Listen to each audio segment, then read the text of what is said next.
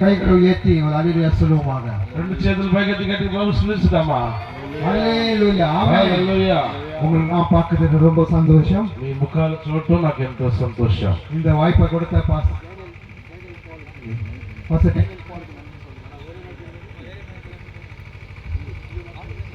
just one chip.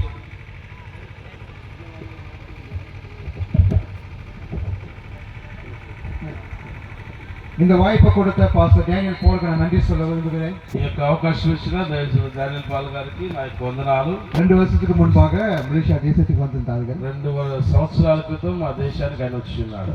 International pastors కాన్ఫరెన్స్ல அவர் இருந்தாரு. మరి international సేవకుల సదస్సులో ఆయన ఉన్నారు. அங்க நான் பாஸ்டர் டேனியல் பாலை பார்த்தேன். మరి అక్కడ దైవసేవను నేను చూశాను. எங்களுக்குள்ள நல்ல ஒரு நட்புகள் இருந்தது. మరి దేవుని మహాకృప బట్టి మా మధ్య ఒక ఐక్యత ఏర్పడింది. இந்த வருஷத்துல அவர் கேட்டுக்கொண்டால் வருங்க பாஸ்டர் గుంటూరుకు வாங்கன்னு சொன்னாங்க. మరి ఈ సంవత్సరంలో మరి ఆయన మా మధ్యకి మీరు రావాలని మమ్మల్ని ఆహ్వానించారు. அதனால இன்றைக்கு உங்கள் மத்தியில நாங்கள் இருக்கிறோம். అందుకనే ఆయన ఆహ్వానం బట్టి మీ మధ్యలో ఈరోజు మేము ఉన్నాం. சில பேர் சந்தோஷமாக இருக்கிறீங்க. మీరు సంతోషంగా మేము వచ్చినందుకు கர்த்தர் நல்லவர். చెప్పండి ప్రభు మంచివాడు. அதே போல நம்மளோட கூட இன்னும் நிறைய ஊழியக்காரர்கள் இருக்கிறார்கள். இவங்களும் நான் வாழ்த்துக்கிறேன். మరి మనతో పాటు అనేక మంది సేవకులు కూడా ఉన్నారు. నాతో ఉన్న సేవకులందరికీ వందనాలు. நாங்கள் போன மாதம் 20ஆம் தேதி நாங்கள் வந்தோம் இந்தியா தேசத்துக்கு. మరి గడిచిన మాసంలో 20వ తేదీన మేము భారతదేశానికి వచ్చినాం. இந்த வருகிற வெள்ளிக்கிழமை நம்ம மறுபடியும் மலேசியா ఈ వారంలో మరి శుక్రవారంలో నేను మళ్ళా మా దేశానికి వెళ్ళిపోతున్నాం. மலேசியா தேசத்துல நான் ஆண்டவருடைய ஊழியத்தை செய்து கொண்டு வருகிறோம். నేను నివసించే మలేషియా ప్రాంతంలో దేవుని సేవ జరిగిస్తూ వస్తున్నాను. எங்களுக்கு சபைகள் இருக்கிறது, సంఘ పరిచర్యలు ఉన్నాయి. அதே போல எங்களுக்கு பின்னால நிறைய ஆயிரக்கணக்கான வாலிபர்கள் இருக்கிறார்கள். మరి మా వెనుక సంఘ పరిచర్యలు అనేక మంది యవన బిడ్డలు ఉన్నారు. அநேகர்களுடைய வாழ்க்கை மாறப்பட்டிருக்கிறது. ఆ యవన బిడ్డల జీవితంలో ప్రభు మారుస్తున్నాడు. எப்படி இங்க இந்திய ஜனங்கள் இருக்கிறார்களோ மலேசியா தேசத்திலும் இருக்கிறார்கள். మరి భారతదేశంలో యవనస్తులు ఎలా ఉన్నారో మా దేశంలో యవనస్తులు కూడా అలాగే ఉన్నారు.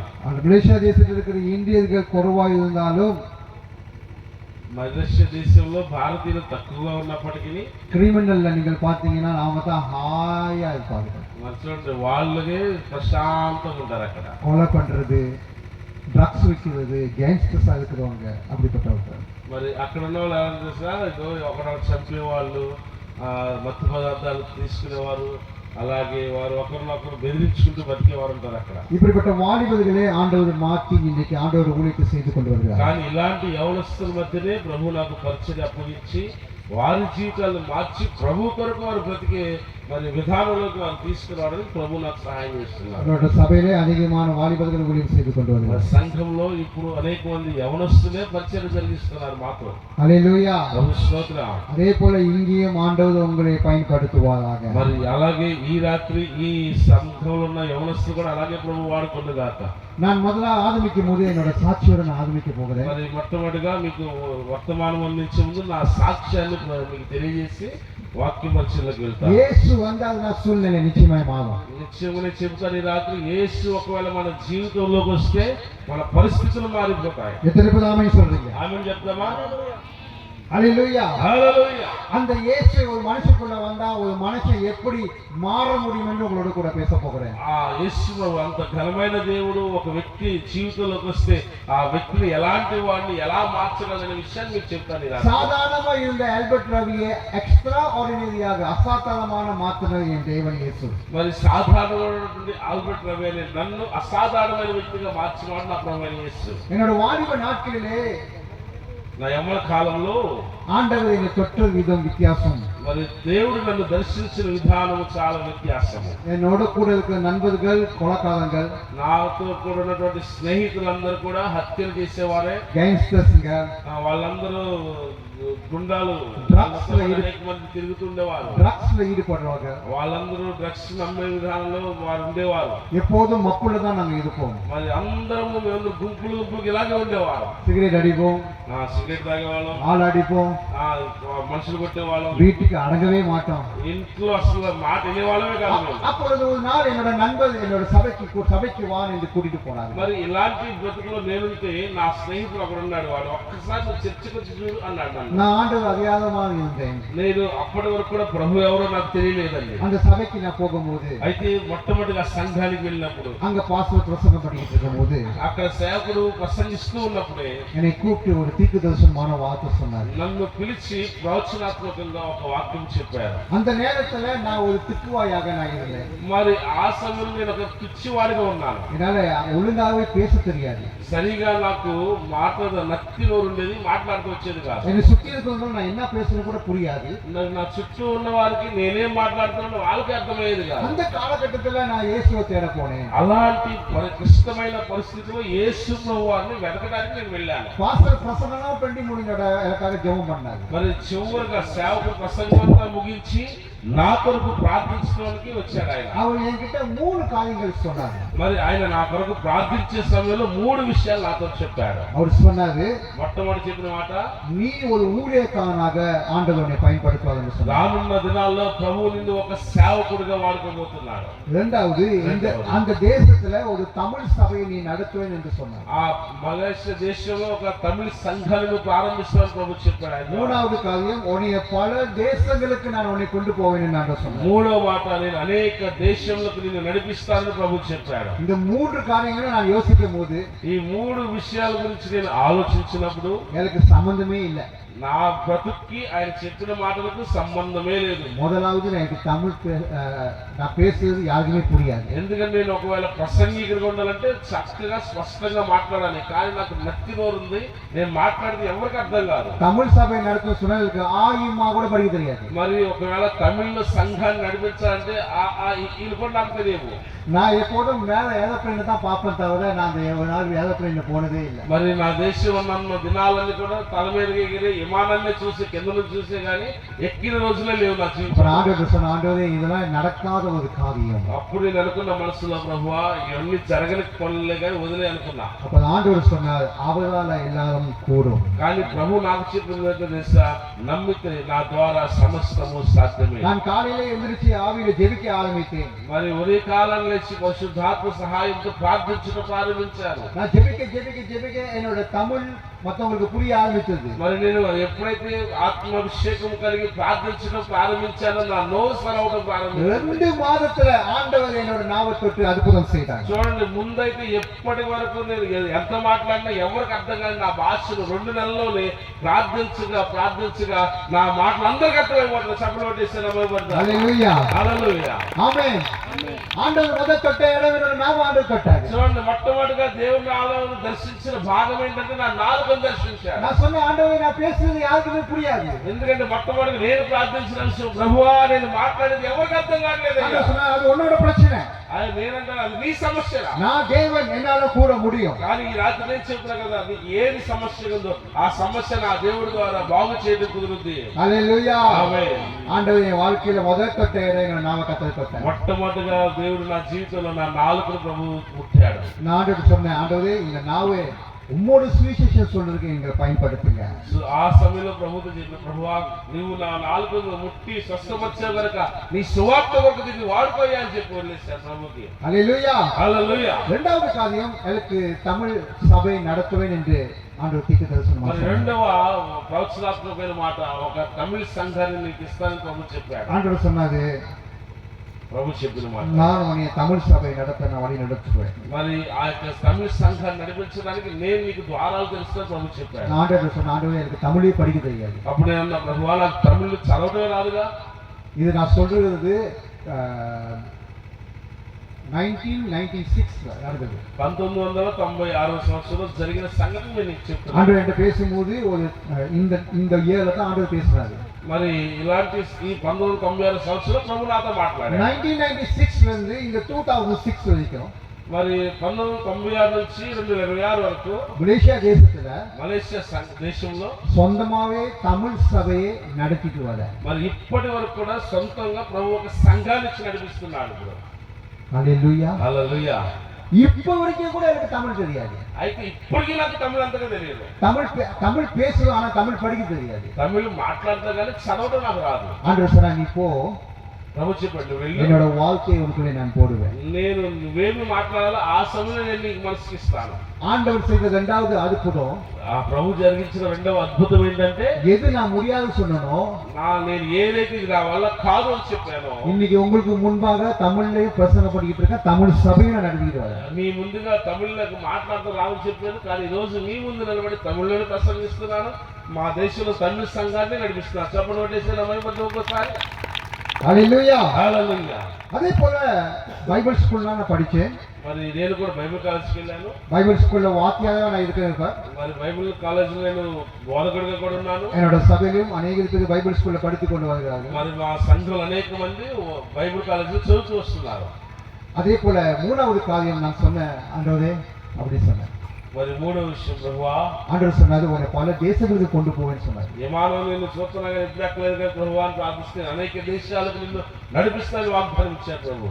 நான் எப்போதும் மேல பறக்கிற ஏரோப்ளேனை பார்த்து சொல்ல, ஒரு நாள் அந்த ஏரோப்ளேனை நான் பறக்கணும். మరి నా తల మీదుగా ఎప్పుడు ప్రయాణం చేసి ఎగిరేటువంటి ఆ విమానం చూసి చెప్పేవాడిని, ఏదైనా ఒక రోజు ఖచ్చితంగా ఈ విమానం ద్వారా నేను పరిచర్యకి వెళ్తానని చెప్పేవాడిని. நான் ஆண்டவர்கிட்ட ஜெபிச்சேன். ప్రభు దగ్గర ప్రార్థించాను. இன்னைக்கு ஆண்டவர் பல தேசங்களுக்கு ஏரோப்ளேன் மூலியமா பறந்து நான் இன்னைக்கு வந்திருக்கேன். మరి ప్రార్థించింది ఈ రోజు అనేక దేశాలకు ఏ విమానం అయితే నా తల మీదకి వెళ్ళినప్పుడు పైకెత్తి చూసానో, ఇప్పుడు ఆ పైకెత్తి చూడటం కాదు, లోనికి కూర్చుని అనేక దేశాలకు ప్రభు వెళ్ళి స్వార్థ పాటించడానికి సహాయం చేస్తున్నాడు. హల్లెలూయా. హల్లెలూయా. எத்தனை பேர் ஏரோப்ளேன்ல போகணும்னு ஆசைப்படுறீங்க? ఎంతమంది విమానం ఎక్కాలని ఆశ ఉంది? విమానాలు ఎక్కరా? யாருமே இல்லையா? ఆశ్చర్యం మీకు విమానం ఎక్కాలని. இங்கேயே வாழ போறீங்களா? ఇక్కడే ఉంటారా? பல தேசங்களுக்கு பறந்து போகணும். పక్క దేశాల కన్నా వెళ్ళాలని ఆశ్చర్యం మీకు? ஹல்லேலூயா. ప్రభు స్తోత్రం. நான் ஆண்டவரை ஜெபிச்சேன், ஆண்டவரே நீங்க பல தேசங்களுக்கு கொண்டு போவேன்னு சொன்னீங்க. ప్రభువా నువ్వు అనేక దేశాలకు తీసుకెళ్తాను చెప్పావు కదా, నేను ప్రార్థన చేశాను. எல்லா தேசங்களுக்கும் கொண்டு போங்க ஆண்டவரே.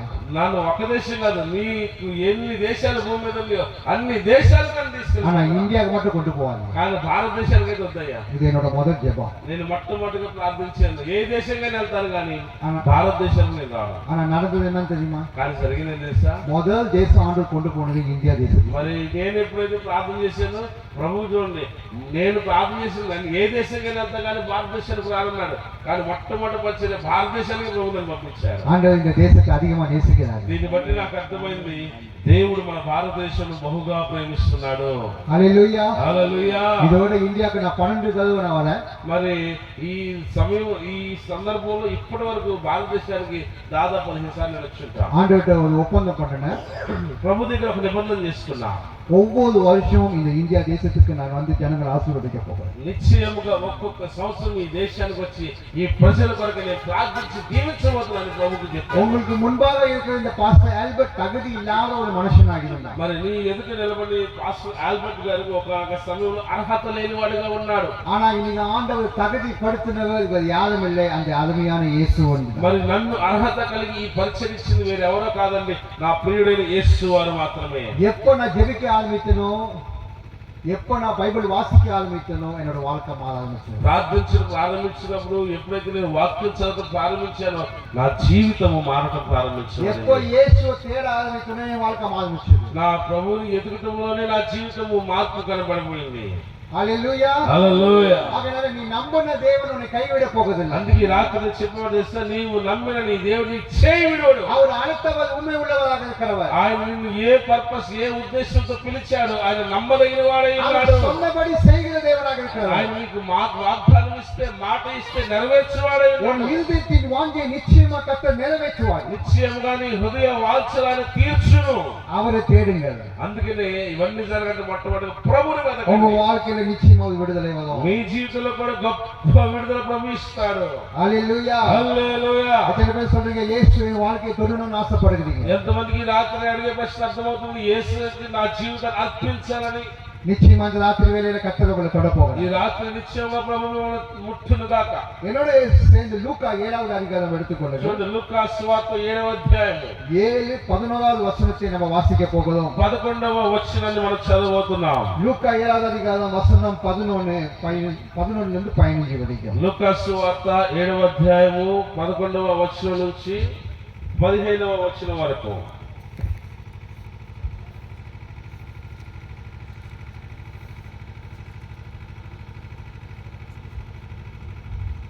లూకాసు వార్త 7వ అధ్యాయము 11వ వచనం నుంచి 15వ వచనం వరకు. వెంటనే ఆయన నాయీలను ఒక ఊరికి వెళ్ళుచుండగా ఆయన శిష్యులను బహు జన సమూహమును ఆయనతో కూడా వెళ్ళుచుండ్రి. இங்க நம்ம பார்க்கிறோம், ஆண்டவர் நாயின் ஒரு ஊருக்கு போகிறாரு. యేసువారు నయీను అనే ఒక ప్రాంతానికి వెళుతున్నారు. బైబిల్లో பார்த்தீங்கன்னா నాయిన్ என்ற ஒரு పట్టణం ஒரு சிறிய పట్టణం. మరి నయీను అనే ప్రాంతము బైబిల్ ప్రకారంగా చాలా చిన్న పట్టణం అది. இயேசு கிறிஸ்து பெரிய பெரிய పట్టణத்துக்கு போகிறது மட்டுமல்ல, நம்மள மாதிரி சின்ன சின்ன పట్టణத்துக்கு కూడా அவர் போனாரு. చూడండి, యేసువారు ఏదో గొప్ప గొప్ప ప్రాంతాలకు మాత్రమే కాదు కానీ మళ్ళీ చిన్న గ్రామాలకు కూడా ప్రభు వెళ్ళారు. இன்னைக்கு இயேசு கூட இந்த பகுதியிலே வந்திருக்கிறாரு. మరి ఈ రాత్రి ఈ ప్రాంతానికి ప్రభు వచ్చి ఇచ్చేసి ఉన్నాడు. இயேசு சின்ன పట్టణத்துக்கு கூட போகிறாரு. యేసువారు చిన్న ప్రాంతానికి కూడా వెళ్తున్నారు. அங்குள்ள ஒடுக்கப்பட்ட ஜனங்கள், நொறுக்கப்பட்ட ஜனங்கள் மத்தியில ஊழியம் செய்கிறோம், இயேசு போகிறாரு. మరి అక్కడున్న ప్రజలు దర్శించాలి, వారి కొరకు ప్రార్థించాలి, వారి కట్లకు వారి గాయాలకు కట్లు కట్టాలని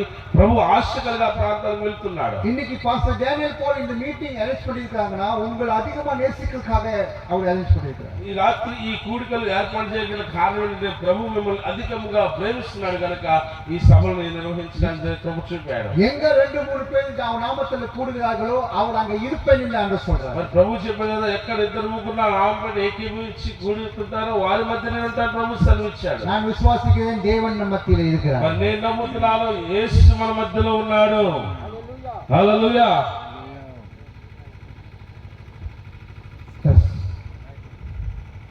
ஹalleluya. ప్రభు స్తోత్రం. இயேசு நம்ம மத்தியில இருக்கிறார். యేసు మన మధ్యలో ఉన్నారు. ஆகையால இங்க நம்ம பார்க்கிறோம், நாயின் என்ற ஒரு பட்டணம், ஒரு சிறிய பட்டணத்துக்குள்ள இயேசு தன் சீடரோடு போகிறார். చూడండి, నయీను పట్టణానికి ఒక గ్రామానికి యేసు ప్రభు తన శిష్యులతో కూడా వెళ్తున్నారు. ஆகையால இன்னைக்கு இயேசு கிறிஸ்து எங்க வேணாலும் அற்புதம் அடையாளம் செய்யலாம். మరి చూడండి, అందుకనే చిన్న చిన్న గ్రామాలు కూడా ప్రభు వస్తున్నాడంటే ఆయన ఎవరికైనా అద్భుతాలు చేయగలడు. சபையில அற்புதம் செய்யலாம், ఆయన సంఘాల్లో అద్భుతాలు చేస్తున్నాడు. ரோட்ல அற்புதம் செய்யலாம், మరి దారిలో వెళ్ళేవారికి అద్భుతాలు చేస్తున్నాడు. வீட்டுக்குள்ள அற்புதம் செய்யலாம். మరి ఇంట్లో ఉన్న కూర్చున్న ఆయన అద్భుతాలు చేస్తూనే ఉన్నాడు. எங்கெல்லாம் ஜனங்கள் இருக்காங்களோ அந்த இடத்துல அற்புதம் செய்வார். అద్భుతాలు ప్రభుకి ఎక్కడున్నా సాధ్యమే. ఆయన జన సమూహాలు ఎక్కడుంటే అక్కడ అద్భుతాలు చేస్తున్నాడు. அடுத்த வசனத்தை வாசிங்க, 12వ వచనం చదువుతున్నా. ఆయన ఆ ఊరు గవిని వద్దకు వచ్చినప్పుడు చనిపోయిన ఒకడు వెలుపలకి మోసుకొని పోబడుచుండెను. అతని తల్లికి అతడొక్కడే కుమారుడు, ఆమె విధవరాలు. ఆ ఊరి జనులు అనేక ఆమెతో కూడా ఉండిరి.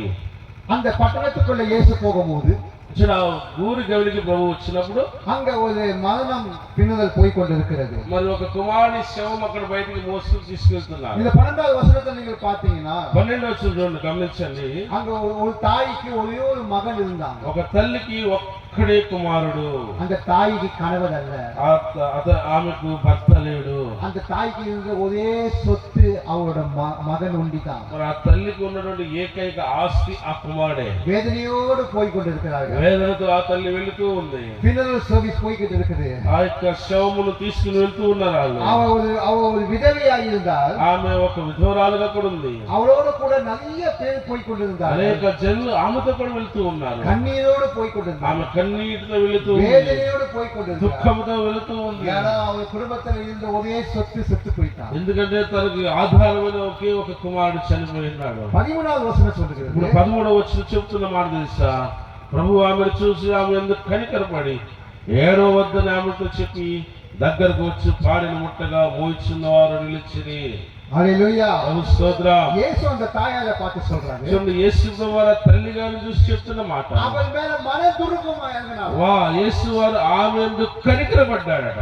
மனதுருக்கமுள்ள இறங்கினார். ప్రభు అట కనికరపడి వారు ఆమెను చూశారు. அந்த தாயாரை பார்த்து சொன்னா, ఆ తల్లిని చూశారు చెప్తున్న మాట. அழாதே, ఏడమాకమ్మా, கவலைப்படாத, కలత చెందమాక அப்படின்னு சொல்றான். చెబుతూ, நீங்கள் பாருங்க, வேதனையோடு போய்கிட்டு இருக்கிற நேரத்துல చూడండి, వేదనతో కన్నీటితో వెళ్తున్న తల్లికి, அந்த தாய்க்கு ரொம்ப வேதனையா இருந்தது. నిజమే, ఆమె తల్లిగా ఎంతో వేదన కలిగి ఉంటది. அந்த நேரத்துல யாராவது வந்து சொன்னாங்கன்னா அழாதே என்று சொன்னா, ఒకవేళ అలాంటి సమయంలో ఎవరన్నా వచ్చి ఏడమాకమ్మా అని చెప్పినట్లయితే, ஏன்னா நம்ம அழுவாம இருக்க முடியாது, நம்ம அப்பயும் அழுந்துகிட்டு தான் இருப்போம். ఎందుకంటే వాళ్ళు చెప్పినా మనం ఏడుపును ఆపుకోలేము. ఎందుకు అంత దుఃఖంలో మనం ఉంటాం. ஏன்னா அவங்களோட வேதனை அவங்களுக்கு தான் தெரியும். తల్లి వేదన తల్లికి మాత్రం అర్థమైంది. எவ்வளவுதான் மனுஷன் நம்ம ஆறுதல் கொடுத்தினாலும், చూడండి, మనుషులుగా మనం ఎంతగా వారిని ఆదరి ఆదరించినప్పటికీ நம்மளுக்கு திருப்தி அடையவே அடையாது. మరి మనుషులతో ఆదరణ వల్ల మనం తృప్తి அதான் இங்க చెందలేము. ஆண்டவர் வராது. అందుకే ప్రభు వస్తున్నారు కదా.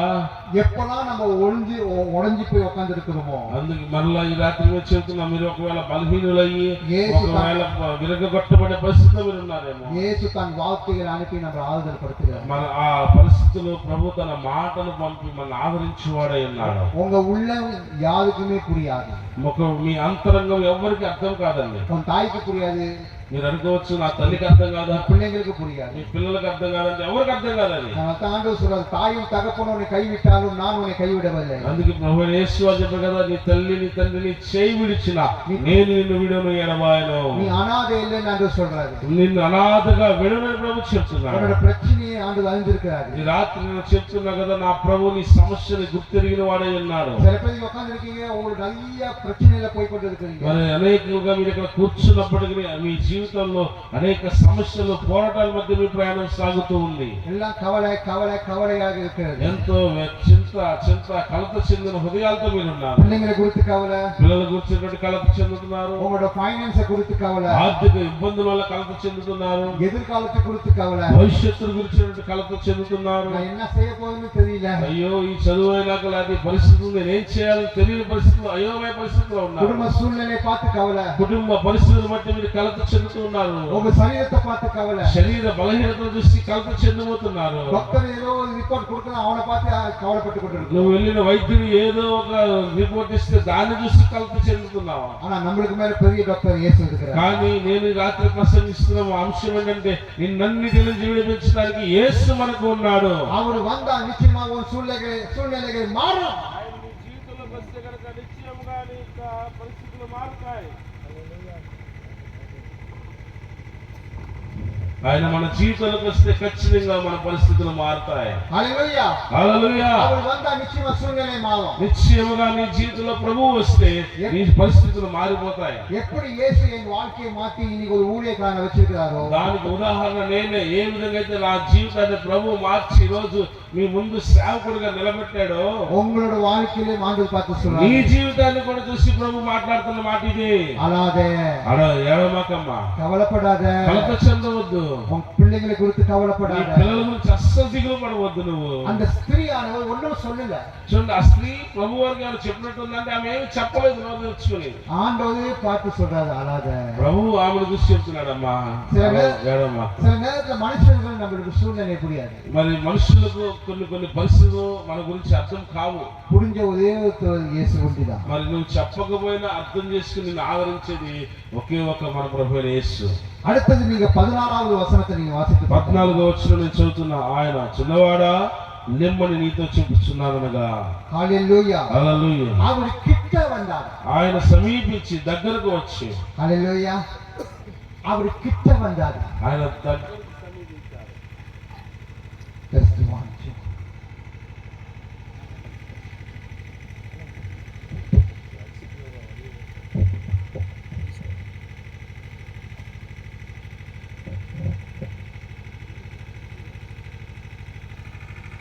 கிட்ட வந்தார். యేసు ప్రభువారు దగ్గరకు సమీపించాడు. ఆయన రెండవది కార్యం, அவர் கைகளை வைத்தார். చూడండి, దగ్గరకు వచ్చిన తర్వాత ఏం చేసి తెలుసా, ఆయన చేయి ఆ పాడి మీద ముట్టాడు. கைகளை வைக்கும் போது என்ன நடந்ததுன்னா, చూడండి, ఆయన ముట్టగానే జరిగింది తెలుసా, நடந்து போய் கொண்டிருந்த இந்த பின்னதல் சர்வீஸ் మరి ఈ జరిగేటువంటి యొక్క అంతిమ యాత్ర திடீர்னு ஸ்டாப் ஆகும். ఆగిపోయింది. ఒకసారి இயேசு தொட்டால்னா உடனே அற்புதம் நடக்கும். ప్రభు వారు ఒక్కసారి దర్శించారంటే ఖచ్చితంగా ఎలాంటిదైనా అది ఆగిపోవాలి. எத்தனை பேர் விசுவாசிக்கிறீங்க? నమ్ముతున్నారు ఈ మాటని? ఒకసారి చెప్పండి గట్టిగా, ஹல்லேலூயா, హల్లెలూయా, ஹல்லேலూயா. ప్రభు స్తోత్రం. என்னோட సభையில ஒரு సిస్టర్ வந்து சொன்னாங்க, మా సంఘంలో ఒక సహోదరి చెప్పిన మాట, பாஸ்டர் எனக்கு நோய் இருக்கு, நீங்க எனக்காக ஜெபம் பண்றீங்களான்னு கேட்டாங்க. సేవకుడా, నాకు ఒక రోగంతో నేను బాధపడుతున్నాను, నా కొరకు మీరు ప్రార్థిస్తారా అని చెప్పారు, అడిగాను. அவங்க புதுசா இப்பதான் வராங்க. ఆమె నూతనంగా ఇప్పుడే మందిరానికి రావడం ప్రారంభించింది. సో அவங்க வந்து சொன்னாங்க, உங்க இயேசு என் நோயை சுகப்படுத்துவாங்க. మరి ఆమె అడిగిన ప్రశ్న, అయ్యా నువ్వు ఆరాధిస్తున్న యేసు నాకున్న రోగాన్ని ముట్టి స్వస్థపరుస్తాడా అని అడిగింది. நான் சொன்ன நிச்சயமா சுகப்படுத்துவோம். உங்களுக்கு என்ன நோய் நான் கேட்டேன். మరి నేను చెప్పాను నాకున్న అనుభవం బట్టి దేవుడు నాకు చేసిన అద్భుతాలు బట్టి నీ రోగం ఏంటో చెప్పు, ఖచ్చితంగా కార్యం ప్రభు చేస్తానని అడిగాను. அவங்க சொன்னாங்க அவங்களுக்கு ఎయిడ్స్ వ్యాధి இருக்குன்னு சொன்னாங்க. ఆమె చెప్పింది నాకు ఏం లేదయ్యా ఎయిడ్స్ వ్యాధి ఉందని చెప్పింది. 2 வருஷமா அவங்களுக்கு ఎయిడ్స్ వ్యాధి இருக்கு. 2 సంవత్సరాలుగా ఎయిడ్స్ వ్యాధితో నేను బాధపడుతున్నానని చెప్పింది. డాక్టర్ రిపోర్ట్ ఎல்லாம் இருக்குது. నా దగ్గర డాక్టర్ రిపోర్ట్స్ అన్ని తీసుకొచ్చి చూపించాను. அவங்களுக்கு ఎయిడ్స్ వ్యాధి தெரிஞ்சதுக்கு அப்புறம் ఆ వ్యాధి ఉందని తెలిసిన తర్వాత அவங்க குடும்பம் எல்லாத்தையும் ஒதுக்கிட்டாங்க. ఆ కుటుంబం అంతా కూడా ఆమెను ఒంటరిదని చేసి బయట పెట్టేశారు. நீ வரக்கூடாது, నువ్వు మా కుటుంబాన్ని రాకూడదు, நீ வந்து ஒரு வியாதி இருக்கு. ఎందుకంటే నీకు రోగం ఉంది. அதே போல 2 தடவை இந்த சிஸ்டர் தற்கொலை பண்ண முயற்சி பண்ணாங்க. అందుకని ఎవరు నన్ను ఆదరించడం కనుక 2 రోజులు నేను ఆత్మహత్య చేసుకుందాం ఒక నిర్ణయంతో వెళ్ళింది సంఘానికి. அந்த நேரத்துல ஒரு சிஸ்டர் அந்த சிஸ்டர் సభకి கொண்டு வந்தாங்க. ఆ సమయంలో ఈమె ఎప్పుడైతే ఆత్మహత్య చేసుకుందామన్న ఆలోచన కలిగిందో ఒక సహోదరి ఆమెను మందిరానికి నడిపించింది. நான் சொன்னேன், சிஸ்டர் நம்ம ஜெபம் பண்ணலாம், கர்த்தர் நிச்சயமா அற்புதம் செய்வார். సో ఆమెకు నేను చెప్పిన మాట, నేను ప్రార్థిస్తాను, మీరు ప్రార్థన చేయండి, మనం నమ్మిన దేవుడు కార్యం జరిగిస్తాడు. உங்க குடும்பம் கைவிட்டிருக்கலாம், டாக்டர் கைவிட்டிருக்கலாம், என் தேவன் உன்னை கைவிட்டிருக்க மாட்டார். నేను చెప్పిన 2 మాటలు, నీ కుటుంబం నుంచి విడివచ్చు, ఒకవేళ వైద్యులను ఆశ్రయిస్తే వాళ్ళని విడిస్తామేమో కానీ నీవు నమ్మిన దేవుడిని ఎన్నడూ కూడా విడివడు. 3 காரியங்கள் நான் அந்த சிஸ்டருக்கு செய்ய சொன்னேன். 3 పనులు మాత్రం చేయమని చెప్పాను ఆమెకు. ஜெபிக்க கத்து கொடுத்தேன், ప్రార్థించడం నేర్పించాను, வசனத்தை வாசிக்க கத்து கொடுத்தோம், వాక్యం ఎలా చదవాలో నేర్పించాను, தேவனை ஆராதிக்க கத்து கொடுத்தோம், ప్రభువుని ఎలాగో ఆరాధించాలో నేర్పించాను. 1 மாசம் செய்தார்கள். 1 మాసం జరిగింది, ఇలా 2வது மாசம் செய்தார்கள், 2వ మాసం జరిగింది. அந்த 3வது மாசம் டாக்டர் செக்அப் வருது. మరి 3వ నెలలో డాక్టర్ దగ్గర చెకప్ చేసుకోవడానికి వెళ్ళింది. பாஸ்டர் வந்து எங்க ஜெபம் பண்ணுங்க, இன்னைக்கு டாக்டர் செக்அப் இருக்கு. ఆ డాక్టర్ చెకప్ కి వెళ్ళేటప్పుడు ముందు వచ్చి మందిరానికి, అయ్యా ఈ రోజు నేను చెకప్ కి వెళ్తున్నా, నా కొరకు ప్రార్థన చేయమని అడిగింది. போய் டாக்டர் செக் பண்ணும்போது டாக்டర్ பார்த்து சொல்றாங்க, ప్రార్థించిన తర్వాత డాక్టర్ దగ్గరికి వెళ్ళి చెక్ చేసిన తర్వాత డాక్టర్ చెప్పిన మాట ఏంటి తెలుసా? உனக்கு எய்ட்ஸே இல்ல. யாரு சொன்னா உனக்கு எய்ட்ஸ் சொன்னாங்க? నీకు ఎయిడ్స్ ఉందని ఎవరు చెప్పాడు? మనకి ఏ రోగం లేదని ప్రభు చెప్పాడు. உன்னோட ரத்தம் சுத்தமாக இருக்கு. నీ యొక్క రక్తము, నీలో ప్రవహించే రక్తము పరిశుద్ధపరచబడింది. హల్లెలూయా சொல்றீங்களா? గట్టిగా స్తోత్రం చేద్దామా? ஆமென்.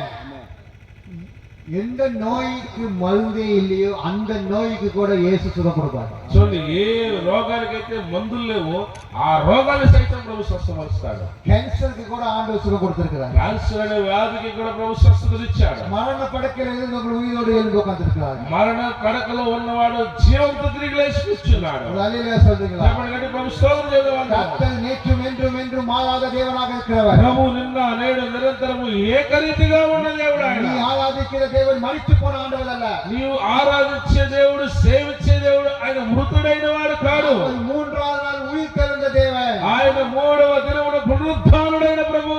சாதிகள் சுகம் கொடுக்கிற தேவன். వ్యాధిగ్రస్తులకు స్వస్థతనిచ్చువాడు. அதிகமா நேசிக்கிற தேவன். నిన్ను అంతకంటే ఎవరికంటే కూడా అధికముగా నిన్ను ప్రేమించువాడు. சில நேரத்துல நம்ம யோசிப்போம், ஆண்டவர் என்னை தொடுவாரா? కొన్ని సమయాల్లో మనం ఆలోచన చేస్తాం కదా, నా ప్రార్థన దేవుడు ఆలోచించి నన్ను நான் ஒரு பெரிய స్వస్థపరుస్తాడా? பாவி அப்படின்னு சொல்லி. నేను ఎంత పెద్ద పాపం చేశాను, నన్ను దేవుడు ముట్టుతాడా, స్వస్థపరుస్తాడా ఆలోచిస్తుంటాం. ஆண்டவர் பாவத்தை வெறுக்கிறாரு, பாவியை நேசிக்கிறாரு. ప్రభువులో ఉన్న గొప్పతనం ఏంటంటే పాపాన్ని అయితే ద్వేషిస్తాడు కానీ పాపిని మాత్రం ఖచ్చితంగా ప్రేమిస్తాడు. நம்ம ఆண்டவர் உண்மையா தேடணுமா? நிச்சயமா ஆண்டவர் நம்ம வாழ்க்கையில அற்புதம் మరి செய்வார். హృదయపూర్వకంగా ప్రభువును వెతికి ఆరాధిస్తే నీ జీవితంలో కూడా ప్రభు ఆశ్చర్యకార్యాలు జరిగిస్తాడు. யாரும் இயேசு கிட்ட வந்து வெறுமையா போனதே இல்ல. ప్రభు దగ్గరకు వచ్చిన వారు ఎవరైనప్పటికీ వ్యర్థంగాను ఖాళీగా వెళ్ళిన వారు ఎవరు లేరు. வந்துட்டு போனவங்க எல்லாமே ஆசீர்வாதத்தை போனாங்க. ఆయన దగ్గరకు వచ్చిన వారందరూ ఏదో ఒక అద్భుతాన్ని, ఆశీర్వాదాన్ని పొందుకునే వెళ్ళారు. இந்த 14வது வசனத்துல நீங்க வாசித்து பாத்தீங்கன்னா, 14వ వచనం కనుక చూసినట్లయితే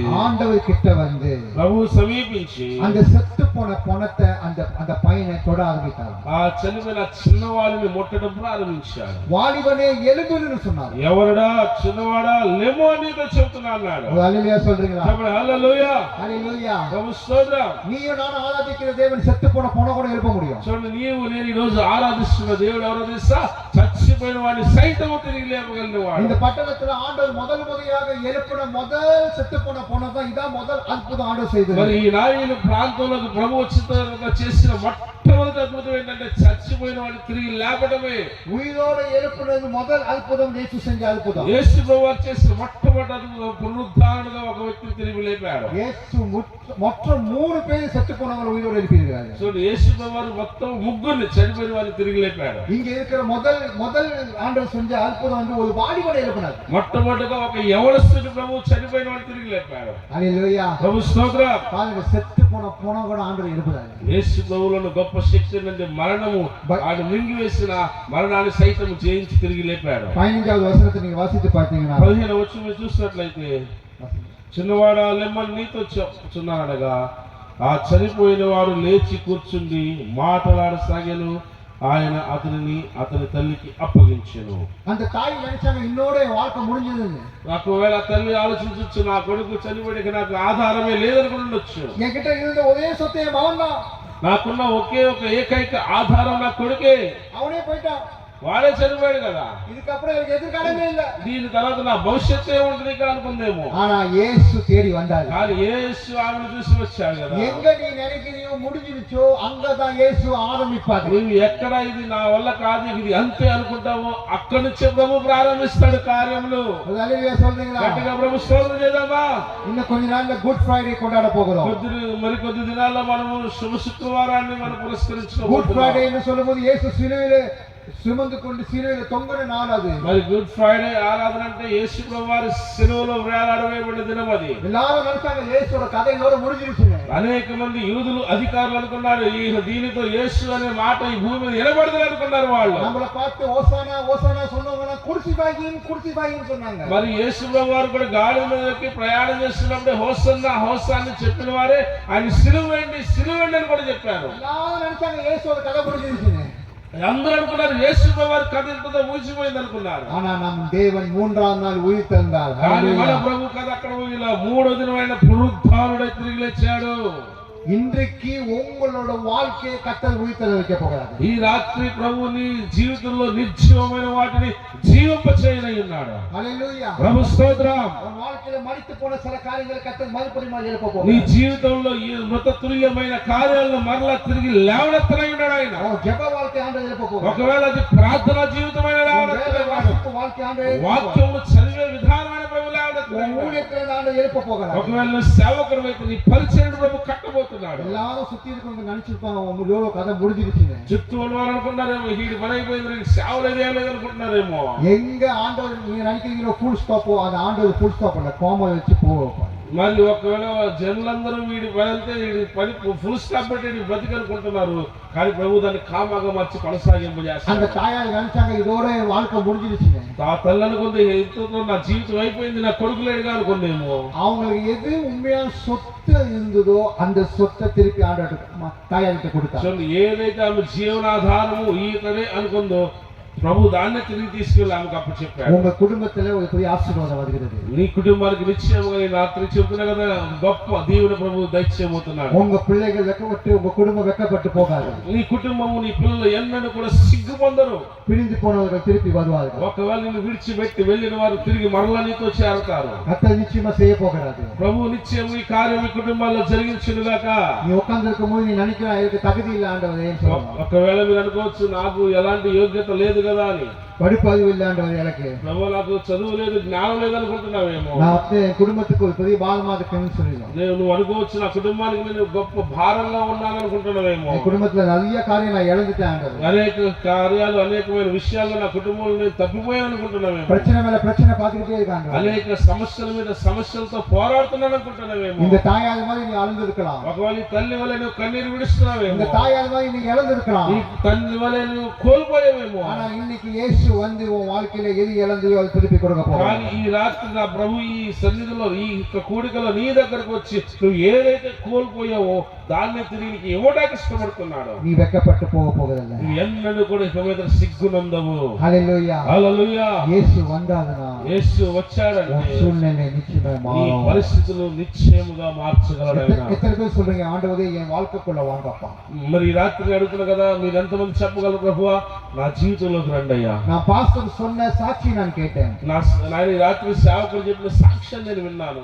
அவரோட வாழ்க்கையில செஞ்ச அற்புதம் போல என் வாழ்க்கையில செய்யுங்க ஆண்டவரே. ఆయన జీవితంలో జరిగించిన సాక్ష్యము, జరిగించిన అద్భుతము నా జీవితంలో కూడా చేయ ప్రభు అని ఎంతమంది చెప్పగలరు?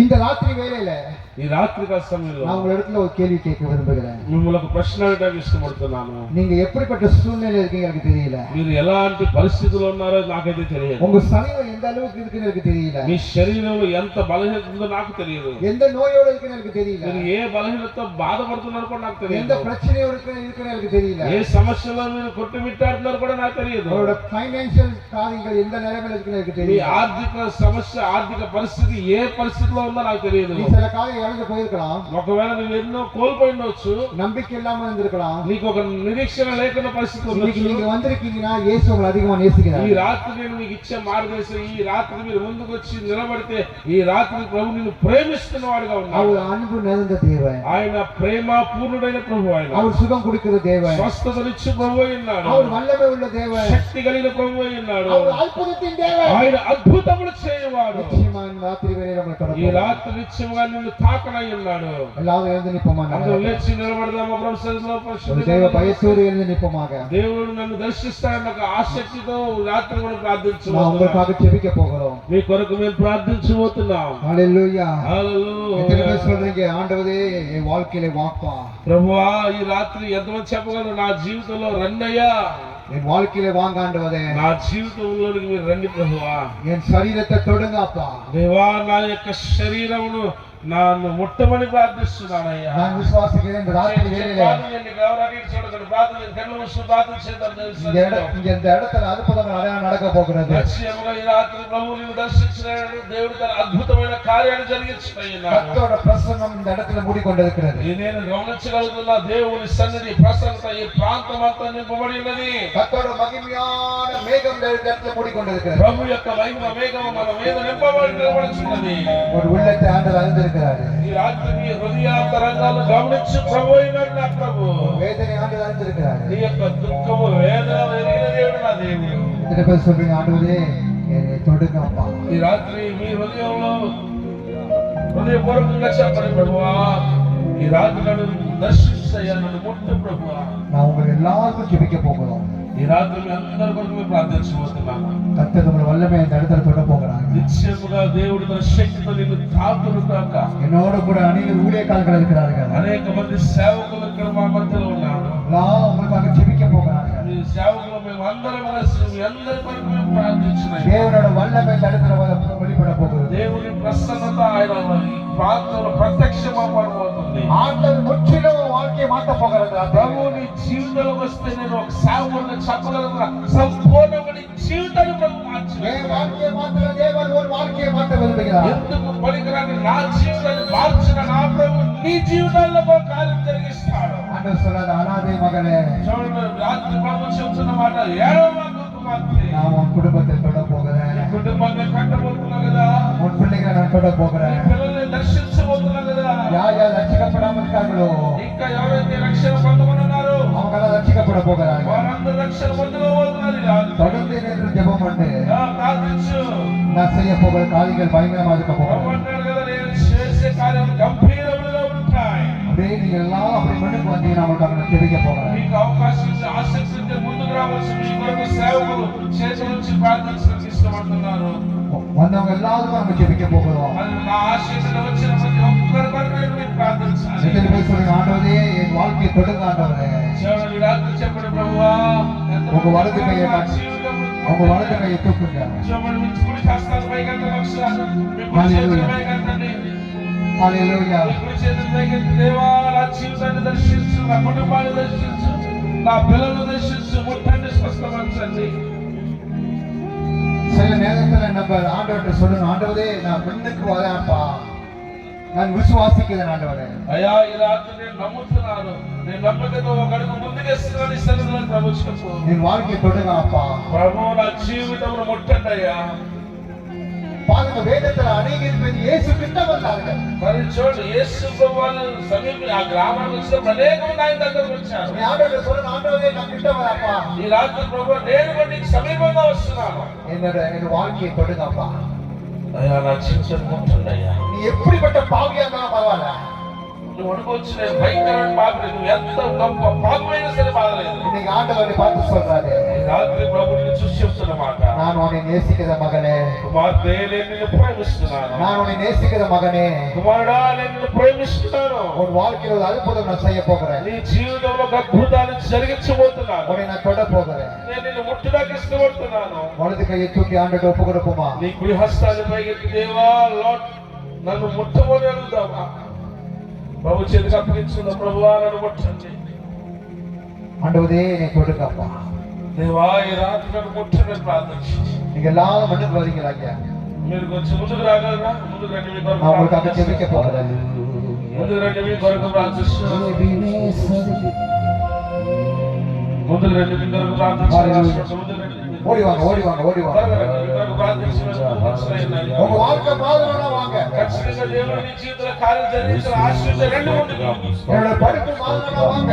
నా చదువులో దీవించబడాలంటే మీరు ముందుకు రండి. மத்தவங்களுக்காக நீங்க பார்க்காதீங்க. ఎవరో పక్కన ఉన్నారు, ఎవరో చూడమాకండి. நீங்க வரும்போது கர்த்தருடைய தொடுபார் మీరు వస్తే దేవుడు మీ జీవితాన్ని వారుస్తాడు. உங்க வாழ்க்கையில விடுதலை கொடுக்க போகிறாரு. నీ జీవితానికి దేవుడు గొప్ప విడుదల ఇస్తాడు. కన్ను మూసుకొని వచ్చిన వారు ஓடி வாங்க, ఓడి வாங்க. అందరూ కూడా ఉద్యోగం కొరకు ప్రయత్నిస్తున్నారు, సేవకులు ప్రార్థిస్తున్నారు.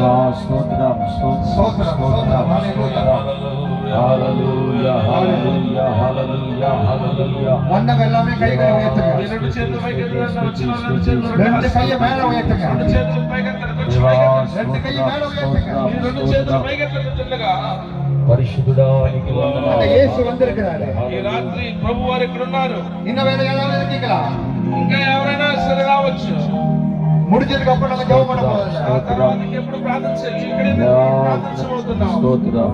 இந்த ஆராதனை முடிஞ்சதுக்கு அப்புறம் வராதீங்க, யாருக்கும் ஜெபம் பண்ண போகுது இல்ல. చిన్న ఆరాధన జరగబోతుంది. ఈ ఆరాధనలో మేము ప్రార్థించలే ఉన్నాం. మీ కొరకు రండి, ఆసక్తిగా రండి. ఇప్పుడే అనుకూలమైన సమయం ఇదే. வாங்க வாங்க, ఓడి వాங்க. రండి రండి, ఆసక్తిగా రండి. దేవా నా జీవితంలో కార్యం జరిగించండి. నీకు సమీపంగా వస్తున్నారండి. ఆసక్తి కలిగిన వారు రండి. ஆவியானவர் சொல்லுவாரு, நீ போ பண்ணுங்கன்னு சொல்லுவாரு. ప్రభు వారు అన్నాడు, యేసు ప్రభువారు, ముందుకు వెళ్ళని పరిశుద్ధాత్మను ప్రేరేపిస్తే లోబడరా. దీపన్న భాషా హల్లెలూయా హల్లెలూయా హల్లెలూయా హల్లెలూయా హల్లెలూయా. அப்பா உன்னை நேசிக்கிறார். ఈ రాత్రి చెప్తున్నా, నా ప్రభు నా తండ్రి నిన్ను ప్రేమిస్తున్నాడు. కళ్ళు మూసుకొని వచ్చినాడు, కళ్ళు మూసుకొని ప్రార్థించండి. நீ அனாதை இல்ல, నువ్వు అనాథవి కాదు. హల్లెలూయా நீ அனாதை இல்லைன்னு என்று சொல்றாரு. ప్రభు ఈ రాత్రి మీకు అనేక మందికి ఇస్తున్న వాగ్దానం, ఒంటరివి కావు. సిద్ధపడుతున్నావు. உன் உள்ளத்துல நிறைய பாரம் இருக்கு. నీ హృదయ భారాన్ని చూసే దేవుడు ప్రభు చెప్తున్నాడు. ஆண்டோட அன்பு நிறைந்த கரம் வருது. ఈ రాత్రి ప్రభు యొక్క ప్రేమ కలిగిన హస్తము మీ మీదకి వస్తుంది. நீ அப்பாவோட அன்பு இல்ல, అమ్మాவோட అன்பు இல்ல. ఇది నీ అనుకున్నది నీ తల్లి లాంటి ప్రేమ, నీ తండ్రి లాంటి ప్రేమ కాదు. இந்த ராத்திரி வேளையிலே ஆண்டவர் சொல்றாரு, ఈ రాత్రి కాల సమయంలో ప్రభు నిన్ను చూసి చెప్తున్న మాట, நீ அனாதை அல்ல. నీవు ఒంటరివి కావు, అనాథము కావు. உன் குடும்பம் வெட்கப்பட்டு போகாது. నీ కుటుంబము ఎన్నడూ సిగ్గునందదు. Come on, எல்லா கைகளை மேல வைத்து చేతుల పైకెత్తండి. ప్రభువాలను దర్శించురా. மேல மேல மேல மேல. చేతుల పైకెత్తండి, నీటిగా పైకెత్తండి. నీకు వందనాలు. హల్లెలూయా హల్లెలూయా హల్లెలూయా. Just worship, just worship. మాట్లాడుతూ ஒரு பாடல் பாடு. మాట్లాడుతూ Just worship, just worship. ఆరాధించేద్దాం. అలాగే ప్రభు దేవానికి స్తోత్రాలు స్తోత్రాలు స్తోత్రాలు స్తోత్రాలు. కృపామయుడైన దేవానికి వందనాలు వందనాలు వందనాలు వందనాలు. Thank you. உன் தலையிலிருந்து தேவ மகிமை இறங்கும் அந்த நேரத்துல. నీ తల మీద నుంచి దేవుని ప్రసన్నత మీ మీద దిగుతుంది. தேவனோட கரம் இறங்கும் அந்த நேரத்துல. దేవుని హస్తం మీ మీద దిగుతూ ఉన్నది. ஆண்டோட கரம் வர போகிறது. ఓ ప్రభు హస్తం మీ మీద రానైనది. வாயை திறந்து பேச அப்பாட்ட. నోరు తెరిచి దేవాలను దర్శించే ప్రభువుని అడగండి, తండ్రిని பேச అడగండి. அழுவு வரும். ఓ ప్రభు దగ్గర అడుగుదాము. வேதனை வரும். ஆண்டவரை தொடுவாரு. తండ్రి నిన్ను ముట్టనై ఉన్నాడు. ஆண்டவர் தொட்டு கொண்டிருக்கிறாரு. ప్రభు నిన్ను ముట్టనై ఉన్నాడు. ప్రార్థిద్దాం. ஆண்டவர் தொட்டு கொண்டிருக்கிறாரு. ఓ ప్రభు నిన్ను దర్శించే సమయం ఆయన దర్శిస్తూ ఉన్నాడు. மண்ணுக்கு பின்னால் ஆண்டவர் தொட்டு கொண்டிருக்கிறாரு. ఓ ఈ సమయం ఈ ప్రాంగణంలో ప్రభు సంచారం చేస్తున్నాడు. இந்த ராத்திரி வேளையில் அற்புதம். ఈ రాత్రి నిశ్చయంగా మీ జీవితంలో అద్భుతం. Fire in Jesus name. ఓ దేవుని నామములో మీ శక్తి లాగును. యేసువిன் నామములో యేసు నామములో ஒரு விடுதலை. ఒక గొప్ప విడుదల కలుగును. విడుదల కలుగును. ஒரு அற்புதம். ఓ ప్రతి ఒక్కరికి ஆமென். Hallelujah. Hallelujah. Just worship, ஒரு பாடலை பாடிக்கொண்டிருக்கிறோம். வாசகங்களை நம்ம తెగులు సమీపించనీయక ఏ కీడైన దరి చేరనీయక ఆపదలన్నీ తొలగే వరకు ఆత్మలో నెమ్మది కలిగే వరకు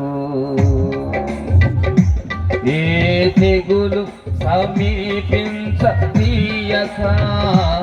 ఏ కీడైన దరి చేరనీయక ఆపదలన్నీ తొలగే వరకు ఆత్మలో నెమ్మది కలిగే వరకు నా భారము మోసి బాసటగా నిలిచి ఆదరించితివి. స్తుతి మహిమలు నీకే చెల్లించెదను జీవితాంతము.